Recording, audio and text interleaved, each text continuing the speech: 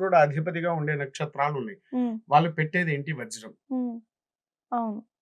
ఇప్పుడు నేను చూపించిన వాటిలలో ఏ ఏ వయసులో ఎన్ని క్యారెట్స్ ఉందో చూసాం. హ్మ్.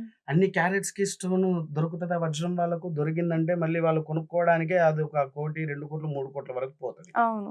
స్టోన్‌కే వాల్యూ. అవును. స్టోన్ వాల్యూ ఉంగరానికి ఇంకా కొంచెం పడుద్ది. కొంచెం పడతది. హ్మ్. అందుకోసం ఏంటి అనంటే వాళ్ళకు మనము అమెరికన్ డైమండ్ అనేది గూడా ప్రొవైడ్ చేస్తారు. ఓకే. హ్మ్. అవి మనం ఇస్తూ ఉంటాము. వాస్తవానికేంటి, ఈ నవరత్నాల ఉంగరం ఎప్పుడైతే నీవు ధరించావో, ఈ 10 సంవత్సరాలు మాత్రమే మనకు మంచిగా ఉంటుంది. 10 సంవత్సరాల తర్వాత మనకు పరిపూర్ణంగా ఇదే జరుగుతది. నీవు ఎప్పుడైతే ఈ 1,12,000 ఒక అయ్యగారితో గనక మీరెప్పుడైతే చేపిచ్చుకుంటారో, అప్పుడు శాశ్వతంగా దాని యొక్క శక్తి అనేది మన శరీరంలోకి ప్రవాహంగా మారి, మనల్ని ఎంతో దేదీప్యమానంగా వెలిగిస్తూ ఉంటుంది.